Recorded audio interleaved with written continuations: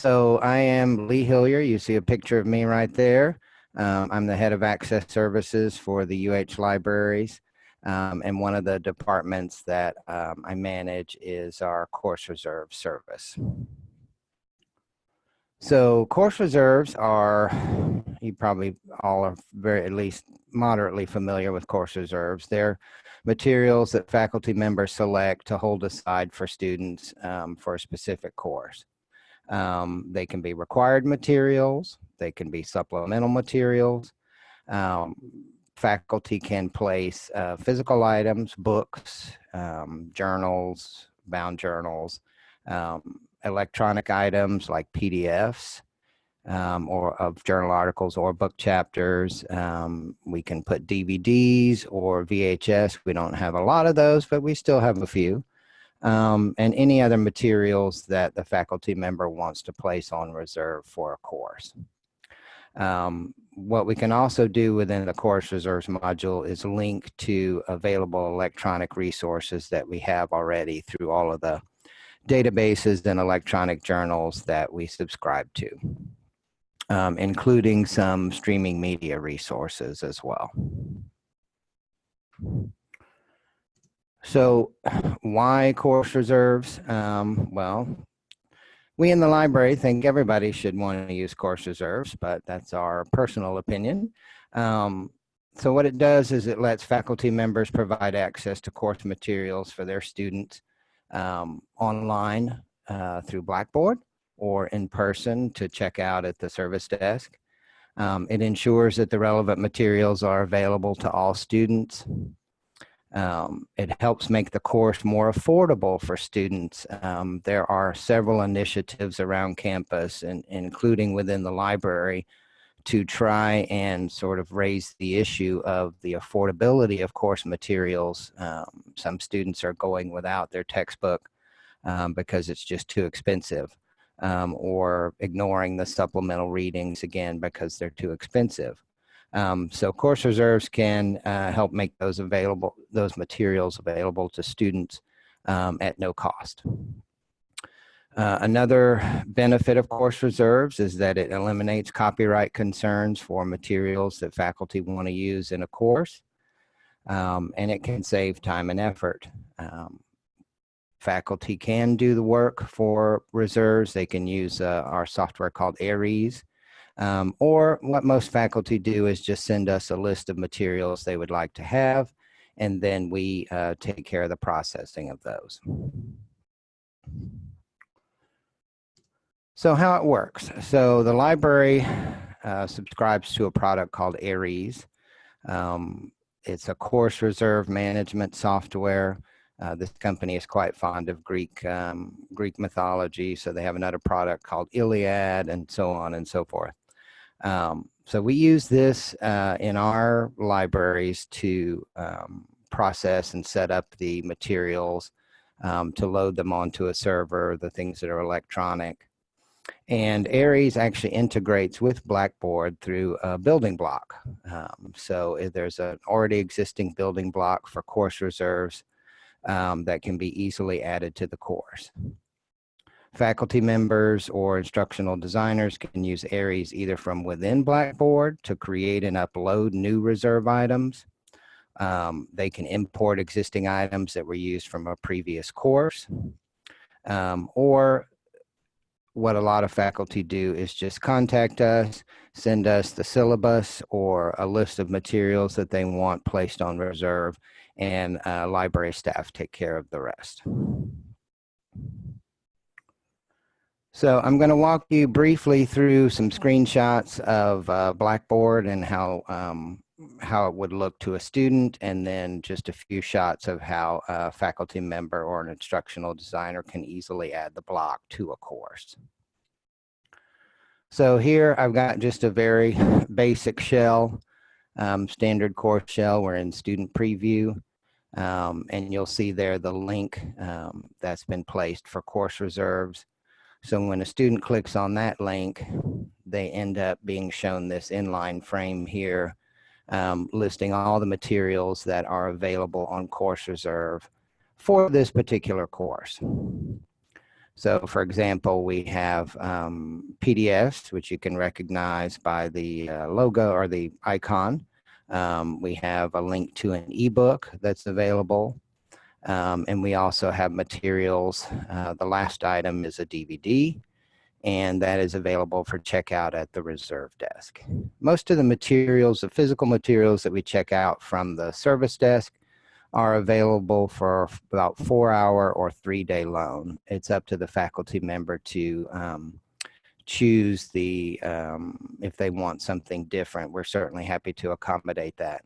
But most faculty members stick with either 4 hours or 3-day loan of items. So from the faculty member's perspective, it's very simple to add the Aries course reserve building block to their Blackboard. So from the menu on the left, they're going to choose content, and then tools, and then more tools. And then it's simply listed their Aries course reserve. So once they've clicked on that, they have a couple of options. Very simple. They can make a description. They can change the name to whatever they prefer. Down at the bottom, there are some additional restrictions and options that are available.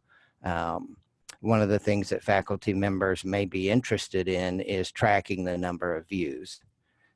So this will allow them to see the number of views for this particular block to kind of determine if the students are actually going in and looking at the supplemental materials or the required materials that they have placed on course reserves. Faculty members can add them manually down at the bottom of the page when they're looking at the Aries list. You'll see the instructor course tools. There's plenty of options there. And again, most faculty don't use these things. They just let us take care of it for them. But for those who have the time and inclination to use the system, there are plenty of tools available.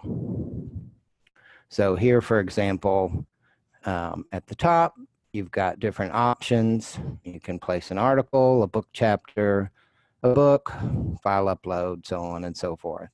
You'll see you can also import items from a previous course. These are some courses that I was attached to as a TA for Aries troubleshooting last semester. So if I were teaching those courses again, I could just import all the items at once. Getting back to copyright concerns, the course reserve service actually helps manage the fair and the authorized usage of materials. Fortunately, the copyright fees for course reserve materials are very low, and the library subsidizes those costs. We pay those costs for classroom use when they're required. The law and regulations allow us to use an item one time, and if it's repeated use, say for example, it's used in a course in the fall and then a second time in the following fall, that second use we do pay copyright fees on, but the first use does not require those copyright fees. There are some cases where things are excessive, either the purchase cost or the copyright fees for subsequent use are excessive, or you have to go through some different hoops. Harvard Business Review cases, for example, come to mind, require a different set of forms and fees to be paid. But we are trained in all of that, and we can help take care of that. If there's something that has a very high copyright or purchase price, what we do is try to work with the faculty member to identify alternative options or access methods to reduce the costs that we would have to pay for those materials. So that's a very short overview of how the course reserve service works. I could go into lots of detail, but I'll let the participants here ask questions.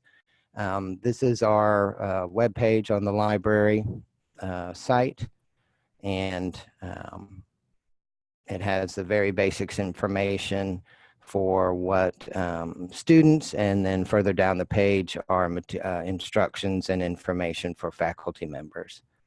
And if you are helping a faculty member or a faculty member yourself and have a question, you can always contact us at the library, myself or Francis Sanchez, who is our course reserves manager. We'll be happy to answer any particular questions. I do want to note that if you are a faculty member or an ID that is served by one of the branch libraries, that would be architecture, design and art, music, health sciences, those staff handle your course reserves directly. But we're happy to assist and happy to facilitate any communication among the branch libraries as needed.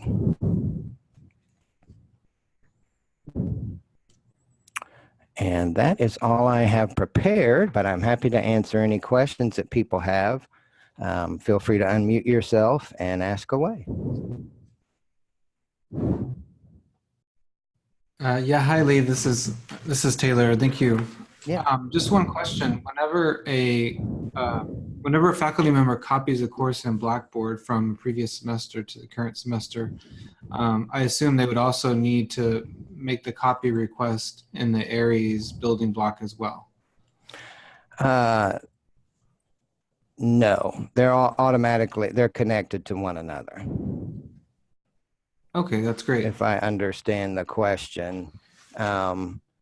We work with the Blackboard office each semester or each academic term to get the start and end dates of sections of courses.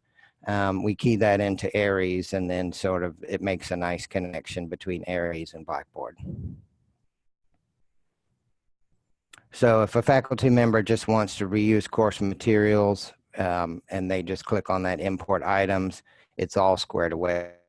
No further action that they need to take. Everything is reset. And then we get a notification in the Aries system that these are being used again and it's time to pay copyright on them. Okay, so I guess whenever a faculty member requests a course to be copied in Blackboard, right, that doesn't automatically trigger the Aries.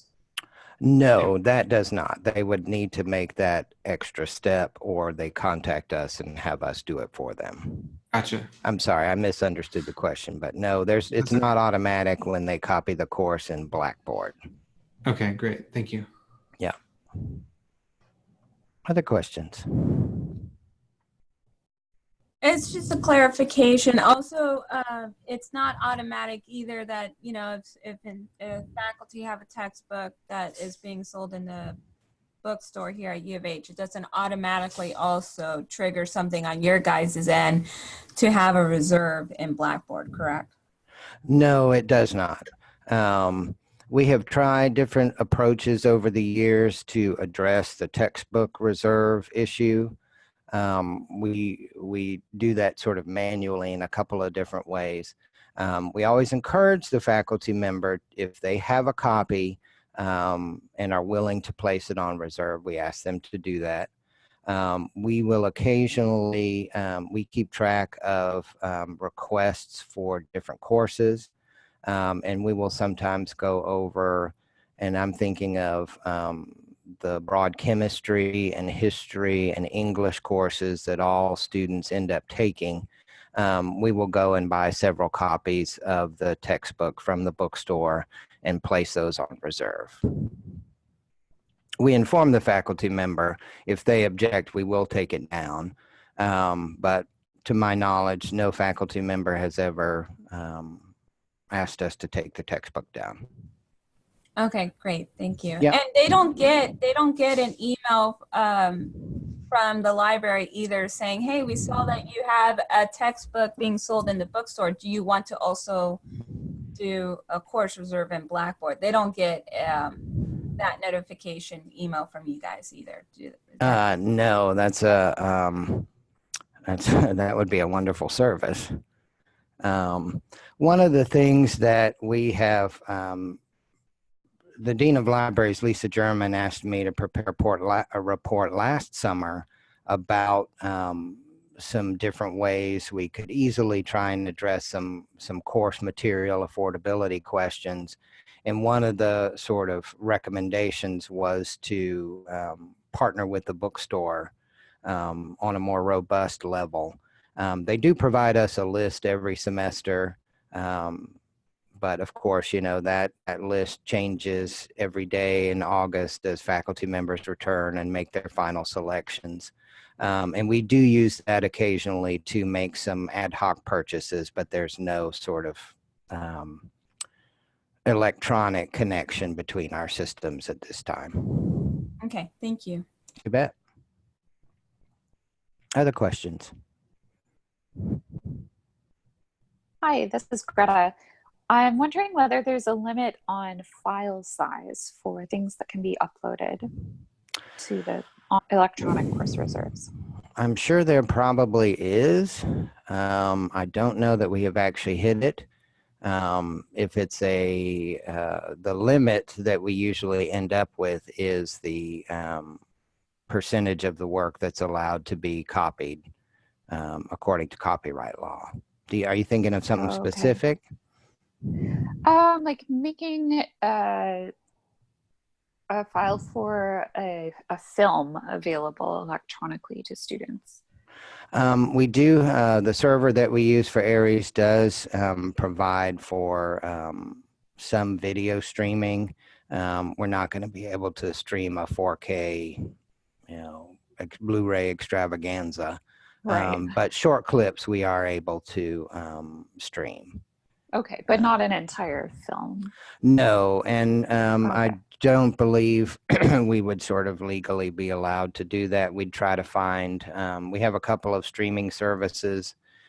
We'd try to see if we could find it there and sort of link to that instead of posting a file.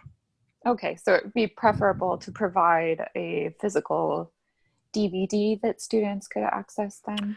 We can do that as well, yeah. Okay. Thank if you. it's available, you know, if we have Canopy and some other resources that we have for streaming media, Right. if we're able to link to that we already subscribe to, we'll do that. If not, we can purchase a DVD or pull the one we have from the collection or come up with some other method to provide access to it. Okay, thank you. You're welcome. Other questions? I missed the very beginning of your presentation, so you may have mentioned this, but we have subject area librarians, Mm-hmm. and is there a budget for each college? Is there assigned to each college for this type of resource? Well, Course Reserves has its own budget. So we're allocated not a substantial amount of money, but it seems to be enough each year to purchase ad hoc materials that are on Course Reserve. You know, of course, we're already pulling from our existing collections. And if we purchase something for Course Reserves, when it's off of Course Reserves, we excuse me, have the subject librarian review it to decide if they want to add it to the collection. To your original question, the library's collection budget is grouped by broad disciplinary areas. So humanities, social sciences, and sciences, and they do joint purchases together. Okay. We no longer sort of employ a traditional model. In the past, we would receive, we'd set up a profile with a book vendor, according, you know, give them criteria to send us books. They would send us all those books. We would, as a subject librarian, we'd go look at them, we'd make decisions.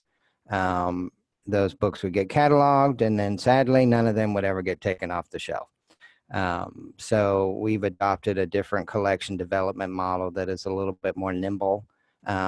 So if suddenly the university has a new program in this science or this humanities area, we're able to adjust our budget to be able to support those new programs. Okay, great. And also, if you could help clarify something for me that I think I've been misunderstanding for a long time now.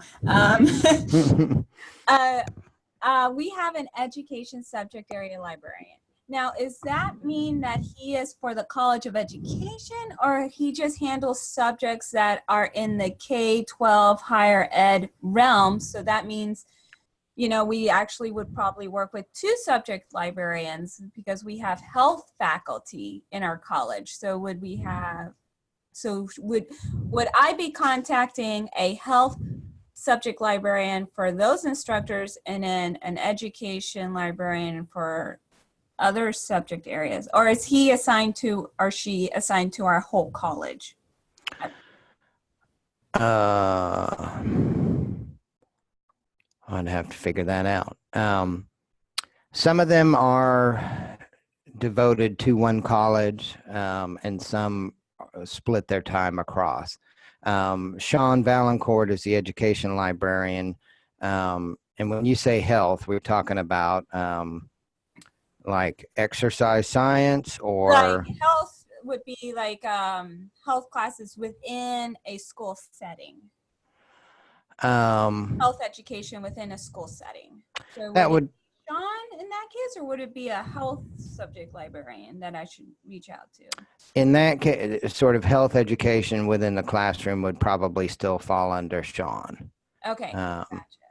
But, you know, feel free to reach out, you know, and, you know, we're always sort of passing stuff back and forth and working together on different things. So, but in this case, I think it's probably Sean is going to be your primary. We have a health sciences librarian, but she's devoted to the hard nursing and biotechnology, the upcoming medical school. Okay, thank you. That did clarify some things. Thank you. You bet. Sure. Other questions I can answer? I have a couple of questions. Okay. My name's Michelle. Thank you. And first is, if I'm assigning virtually everything I have is PDFs that have come from the databases that the students have access to, just helping to assure that they're reading them, right? Mm-hmm. So when you make those kinds of links, are you paying copyright laws for, or copyrights for that? Because don't we already pay for the database? Well, if you send us a bunch of PDFs, we will look to see. We'll take a look and look at them. What we often try to do is sub out the link to a resource that we've already subscribed to get our money's worth. Yeah. If it's not available, then we'll load up the PDF. But we also do. So you're right. We pay twice. We pay for the access. First semester's use in course reserves is free. The second one is generally not considered fair use. So we do go ahead and pay the copyright. Okay, so even though the students could access this at any moment of the day. Some of them. It depends on the situation. Okay. You see what I'm saying? Like that just seems yes. But if I don't want to be breaking copyright laws by uploading the PDFs already, because I got them the same way as the students would get them, I'm just less lazy. No, I'm just Right. acquiring the information. So, Yeah. okay, so so the better path is still for me to upload these, send the list to you all, or to upload them, to continue putting the PDFs on my Blackboard? If you, probably the best way to do it is to provide a permalink to it instead of uploading the PDF itself, getting a permalink to that resource. Mm-hmm. And posting those in your Blackboard.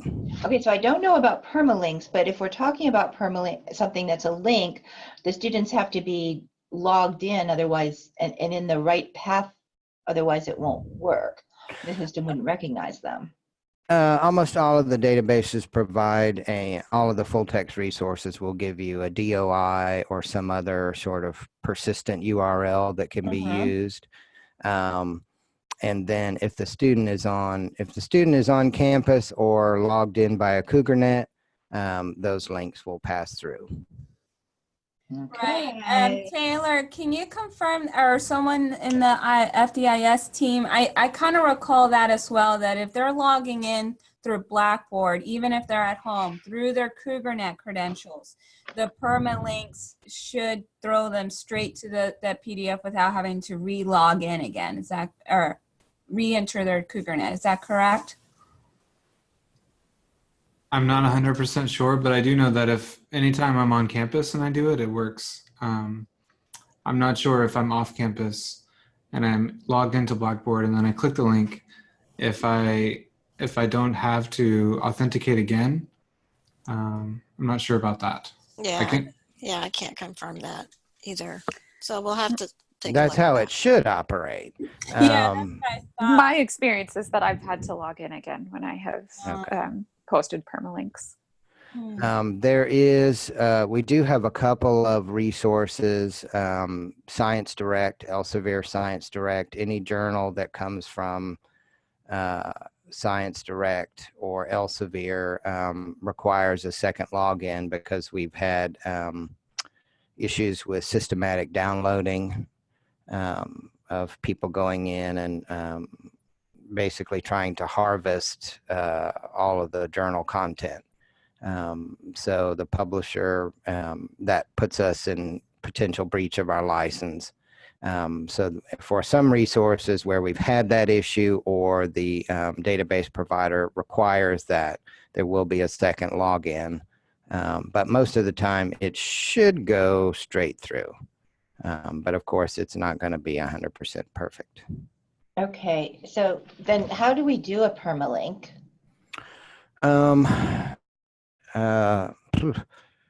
I'd need to sort of show you that, and I'm not 100% sure from resource to resource.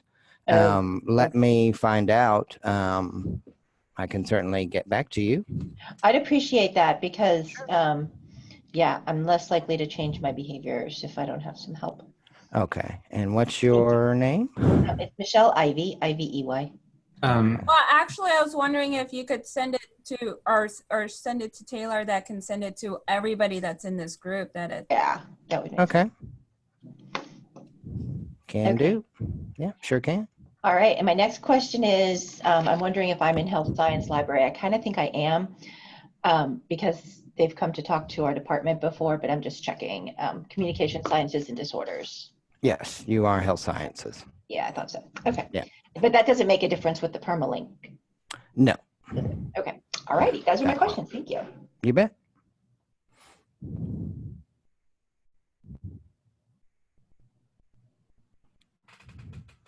I had a question regarding purchasing of licenses. So I have an instructor that that the book also comes with access to online resources from the publisher. Mm-hmm. When that book is being requested in course reserves, that doesn't automatically, like, how does that work with licenses go and accounts? And those packages are a single user license. So even if we bought, say, a copy of the chemistry textbook and it had the card for accessing other materials, we wouldn't be allowed to provide that. So we strip those out. Okay, great. Thank you. Yeah.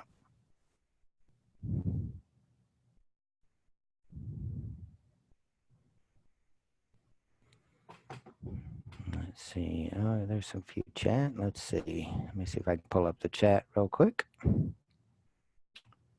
Marcia, you said that, this is Teresa, you said that you could get these links to work in Gillette's course to where people didn't have to log in again. Do you remember what the links were to, what kind of resource it was?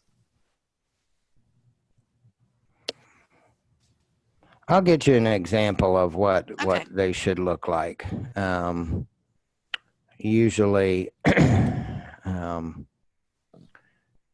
we use a proxy service, and usually you'll see easy proxy. Anything that starts with easyproxy.lib.uh.edu, that's a fine link to use. But I'll get you a little handout you can look at, because I think it'll be easier that way. Thanks. Yeah. Answer Teresa's question. This is Marcia. Can you hear me? I can hear you. Mm-hmm. Yes. Okay, what it is, she had with the course reserve, some were PDFs where it did link out. And what we noticed, as long as they logged in and when they click the link, they can go right in. But if they're in Blackboard for a while, it seems like it disconnects. So if they freshly click the link, they're good. But if they've been working in Blackboard for a long time, for some reason the links don't work, and I'm not sure why. But we've had success as long as they log in, go into the area where it is, and click on it, it works. Maybe there's a timeout session. Yes, if they timed out, then they have to, when they click the link, it might ask them to log back in. Because we were finding that error with her class. Okay, well, that's possible because we have timeouts in Blackboard for some things, like tests, for example. So that is possible, and that's good information to know for the faculty out there to let their students know that this could happen to them. Okay. I wonder if we can sync kind of like the timeout sessions to what Blackboard has to what. Yeah, I have to ask Michael to take a look at that, and there's a lot on his plate right now, so we'll see.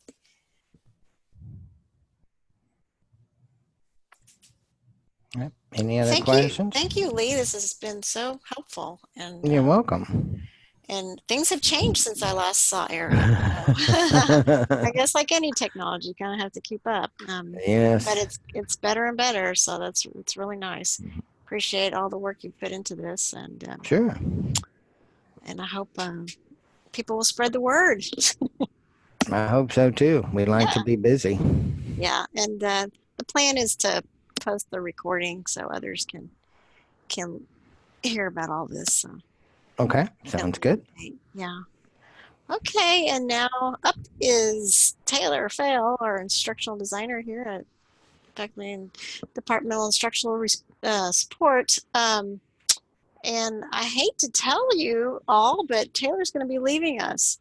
So those of you who don't know the news yet, Taylor is taking on a new job and has some new exciting opportunities coming up for him. But he's still going to help us out here with this last presentation. Take it away, Taylor. Yeah, thank you, Teresa. And thank you also, Lee. This has been incredibly valuable. And I think also just to think about accessibility in the broadest possible terms. I mean, you mentioned earlier about the library is putting a lot of effort into making or bending the cost curve for students to access course materials. And so I think that's one piece of it. The piece I'm going to talk about today is, you know, making those course materials that we already have accessible to any student, even if they have a disability. And largely what that means is making them accessible to screen reading technology, right? So I'm only going to just very barely scratch the surface here, but hopefully it'll be enough of a wedge into the practices that that you guys who are here today can take it and kind of play with it on your own, and all of us can learn about this together. So what we'll cover is basically, I'm going to show you that all of us here at UH, if you have a PC, not a Mac, you can install Adobe Acrobat DC, which is their professional level PDF viewer and editor. I'm going to show you how to enable the accessibility checker within Acrobat, and we're going to do an OCR scan of a document, and then we're going to set the language preference. So basically what that'll do is we'll have the software to remediate any PDFs that we need to make accessible. We'll see what issues are flagged in a particular PDF. We'll be able to scan the document so that a screen reader can recognize the text. And then we'll be able to set the language so that the screen reader knows what language the text is written in. So this is the link to download the software. So I'm just going to click that. And then from here on out, I'll just, you can follow along on my screen. So you'll have to log in to the software download page. And down here under Utilities, just click that. And you'll see here, Acrobat DC for Windows. And this will download a zip file. And I'll just save it here in my downloads folder. And then whenever you download it, there will be two files, the installer and the license key. So the license key is just a text file, and that'll tell you what to enter. I'll show you.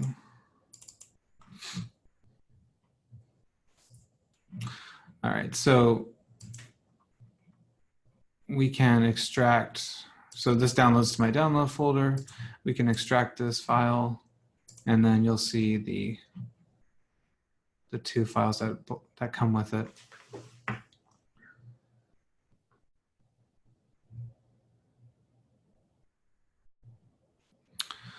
Okay, so this is just the code here. And then this is the installer. I'm not going to go through the install because I've already got it installed, but that's the process to get Acrobat DC on your computer. So now what I'm going to do is I'm just going to open up a PDF. And let's just go here.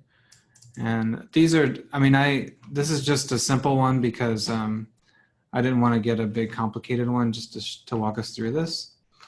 And so here we have a PDF, and it's, I haven't done anything to it, right? This is actually just a saved web page. So the first thing I want to do is show you guys how to enable the accessibility features in Adobe Acrobat. So there's a couple ways to do it. One is you can just come over to this Tools tab. And if you scroll down here, you can see that there's an accessibility icon here. And I'm just going to click Add. And you'll notice that it shows up here at the bottom of this sort of shortcut area. You can also come in here, and if you haven't added it, you can just type accessibility, and you can see it here. So that's another way to add it. So when we click on the accessibility tool, there's a lot of really great options for us. And I'm going to talk about the full check and the reading order if we have time. But the first thing I want to do after we have this accessibility checker up is I want to do an OCR scan of the document. So for that, I'm going to come back over to Tools, and I'm going to choose Enhance Scans. Okay, so this will work on a file that's been converted to PDF or a scanned document from a scanner or copier. So once we're in this tool, we'll just select Recognize Text in this file, and then we will just click Recognize Text. This is just a very short file, so it's not going to take long at all. And once you've done that step, then that is completed. So if that's all you're going to do, then you can just click Save. You want to click Save after you make any kind of change like this to your document. And then you will provide a document to your students that can be read by a screen reader in a very minimal sense, right? So it still might have some issues, but at the very least, they can read it in a screen reader. And that's a big leap forward from where a lot of our documents are. So I'm going to come back to the accessibility tab, and I'm going to click on full check. So when you first do this, it's going to have this create accessibility report checked. And what this is going to create is a document. I think it's an HTML document. And one tip is to click where it's going to publish it. And if you come in here, it'll usually go to your documents. And I just created an accessibility folder so that all those reports end up in the same place. So that you might want to do that so you know where they all go. And then I'm going to leave everything here checked, and I'm going to click start checking. Okay, so that checked the document, and so now there are all of these items over here, right? So we have big level issues all the way down to small ones. So if we toggle each one of these things, it'll show us what the issues are. Okay, so we already have the text scanned for language. The next biggest thing is we have to specify which language that is, right? So it says primary language here is failed. So if we select that guy, and you can either right click here and select fix, or you can come up here and select fix. So this is really simple. We just designate the language as English. Obviously if it's in another language, you can select whatever language it's in, and then click OK, and you'll notice that we've resolved that issue. So I think that's kind of a lot. So before I go any further, I just wanted to stop and ask if anyone had any questions.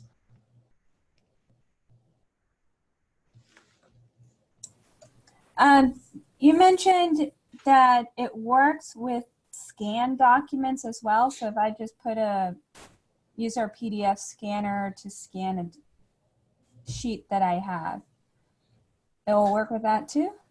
Yeah, so it depends on the quality of the scan, how well it will recognize those characters. Okay. Right, so if it's a really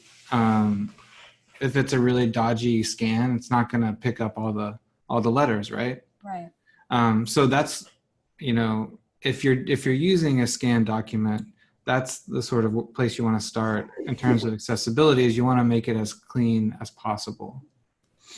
And so you want to use a text that's not marked up already, and then make sure when you scan it, you don't scan it as an image, you scan it as a document.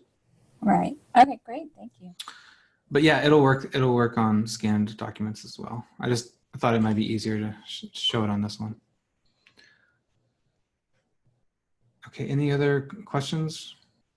So I think we'll have time. I just also want to touch on this tagging, which is very important as well. So you'll see here another issue is the PDF failed the tagging, right? So if I want to remediate that, I can click fix really easily, and it's going to auto tag the document. But if I wanted to do a better job, then the way I would do that is to come over here to reading order, and I would select this. And so actually I'm gonna walk back.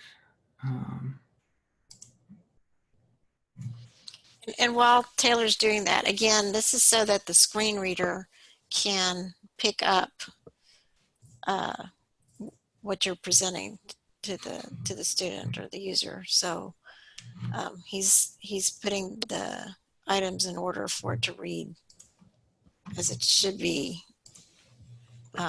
not necessarily how it looks, and he's going to show you that in a minute. I don't know if this example is the same one, but yeah, it is. It's pretty interesting. Yeah, go ahead. Yeah, so you can see here. So there's this button, which is the reading order. Okay, and so you can see that there are some tags here. And the P stands for paragraph, but we know just looking at the document that this is not a paragraph. This is actually a heading, right? So what I want to do is I want to change this, and I'm going to just use I'm going to open up the reading order panel, and I'm going to select this text here, and I'm going to select a heading 1. And so you'll notice that, whereas it used to say paragraph from the auto tag, it now says heading 1, so that when a user opens up this document with a screen reader, it'll tell them, okay, the heading of this document is 05-15-19 UH Media Site Admin Meeting. And then I have these sort of subheaders. So again, I'm going to select this, and I'm going to select heading 2, and that'll change that. So we can work through a text, through a document this way, and each time we make it a little bit more legible to a person using a screen reader. So you can imagine if I went through all of this and tagged everything accordingly, then a person who's using a screen reader can very easily navigate the document. So just a heads up, every time you use the accessibility checker on any document, it's going to have this logical reading order marked, because it's kind of a subjective thing. It's not going to be able to tell if the reading order is laid out the way that it needs to be. So you can just manually add pass, right? And then there's, just walking through this would be, we would need to give it a title. So media site admin meeting, May 15th, 2019. And as we work through, we resolve all these issues.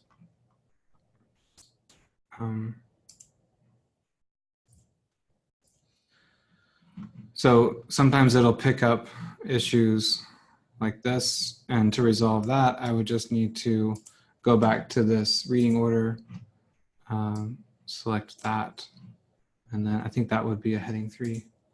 And then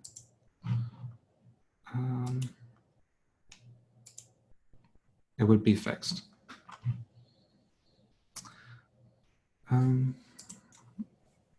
So any questions now that we've gone through this document? So Taylor, for the person who's kind of new to all this, that's including myself, are we talking about here, when we talk about reading order and fixing these tags, we're essentially styling the page, right? Like we're assigning the headings and all that are missed previously. Is that right? That's right. Just another way to talk about it. Yeah, you're basically just telling the screen reader what each part of the document is, right? And this is a little bit of an unusual one, but imagine you had just a journal article, right? Which would normally be a title, right? And then section headings, text, and usually tables or figures. So basically what you would be doing is going through and marking each one of those and telling the screen reader what each element is and how it's functioning in the document. Because if not, then to the person who has a visual disability, the screen reader is not going to be able to distinguish between like a heading and a regular text. So it'll just read it straight through, and it'll be less intelligible for the user. Is that how, is that kind of what you were thinking? Yeah, definitely. And then this question is kind of for Lee. This is Teresa still. Do you get like a lot of instructors, let's say personal items for course reserves that they don't necessarily want to leave on a blackboard or something like that? Do instructors provide you with their own, something that they might be working on, let's say a manuscript, or who knows, something that they want to share, but it's their own original document? The only thing that comes to mind is we get sometimes handwritten problem sets. Okay. which are really hard to, if they print, they actually will, OCR will pick up some of it, but it's not going to be able to parse a mathematical equation. I don't recall anything else in particular like that. No, I can't think we've ever had a situation like that.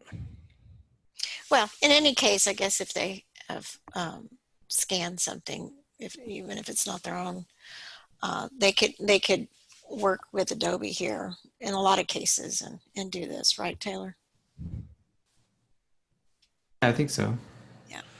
And since you mentioned it when we talked earlier, I've started discussing it with Frances, who's our reserves manager. So she's going to start at least doing a minimal OCR to everything new that's coming in, and then we'll backfill what we can do, what we need to. And just some backstory for those who don't know, the university did go through an ADA audit for Blackboard, and this is just very general term, that just very general background here on, and a lot of our documents in Blackboard are not OCR'd, and so this is a concern, and we would like for faculty and any instructional support staff to be conscious of that and try moving forward to address some of these. And Taylor has pointed out a few fairly quick things. I mean, he did spend about 10 minutes on this one document, but I'm sure it could go a lot faster once you know how to do this. And if you're writing your own document if you start already with the styles, then you'll be ahead of the game. Right. I was just about to ask Taylor that, because Microsoft Word has a lot of these built-in styles and accessibility checkers that you can do there when you're writing. And so when I save that Word document as a PDF, and I have not done this before, so I'm curious if Taylor, if you've done it, does the PDF checker tools that you're using here, do they come across pretty much all green? Or is there still like major issues that you have to go in and check, edit a lot? Yeah, I see what you mean. So it does come across. There's still, like I said, there's still going to be issues like this logical reading order, just because the software doesn't really know what the reading order should be, right? So that's always going to be an issue. But with the tagging, the tagging is pretty much the largest amount of work you'd have to do for any document. But whenever you're composing your document in Microsoft Word and you use the built-in styles within Word, like for title and for heading and for paragraph text, right? All of that gets passed over when you save it as a PDF. And so you don't have to do any of that work to remediate those if you've already done it on the front end. Okay, great. And Teresa, with the kind of status of using Blackboard use and files, was that only checking PDF files, or was that also checking Word document files or other types for the OCR? Yeah. I think it's just PDF documents. Yeah, I think so. It was just PDF documents. So well, we have there's some different, the biggest category was the non-OCR PDFs, but there are other kinds of scanning issues too, not just PDFs. Okay. And then, I was going to say real quick, because you just mentioned it, Taylor, about composing. Just a plug for Office 365, that it is more accessible than your regular Word that you have on your desktop. Or let's say it's easier to make your documents more accessible. So if you're not using Office 365, you might want to reach out to one of your instructional designers and learn more about those. And go ahead, Taylor. I was just going to point to a couple resources, Yeah. and one that I forgot to put on my document on my slide deck is this one in our knowledge base, which is how to create an accessible Word document. So our colleague Jackie, who I think is on the call, has done a tremendous amount of work and just laid everything out step by step. So it's all here for you. You can just follow this and create your accessible document. The other thing is if maybe you're an instructional designer or somebody who's just really interested in this, everything I just showed you, I kind of condensed from this lynda.com course, which is really good. It's called Creating Accessible PDFs. Everybody at UH faculty and staff has access to lynda.com. So take advantage of that because there's some really great accessibility trainings on there. But this one is really good.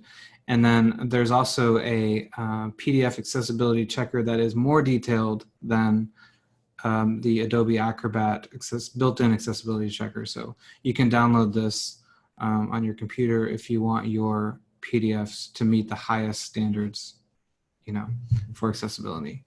But I think that's plenty to get us started.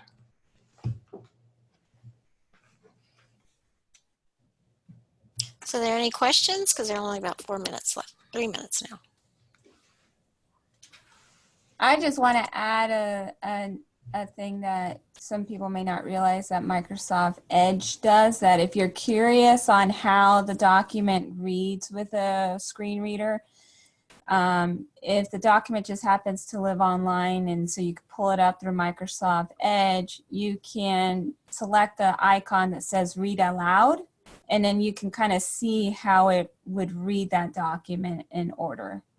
So Oh, that's cool. That's very helpful. Thank you. yeah, no problem.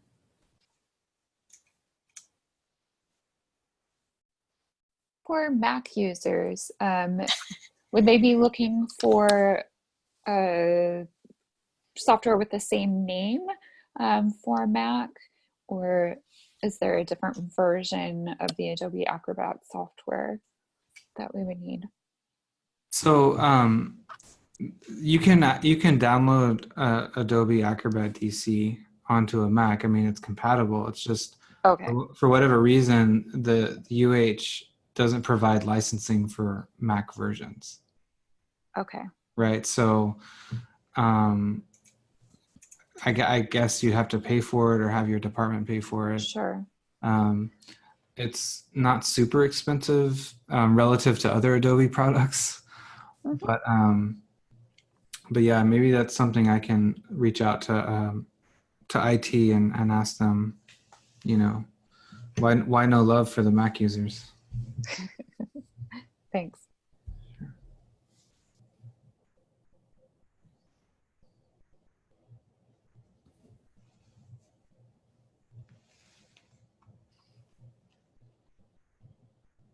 Okay, well, if there are no other questions, I think we'll close with this. And I want to thank Lee and Taylor again for a fabulous job, and Sure thing.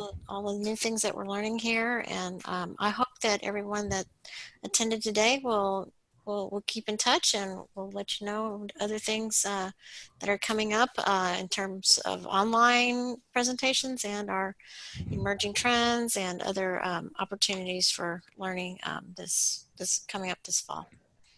And I hope everybody has a good rest of their summer. If you have any questions, please reach out to fgis@uh.edu, and we'll try to get those answered for you.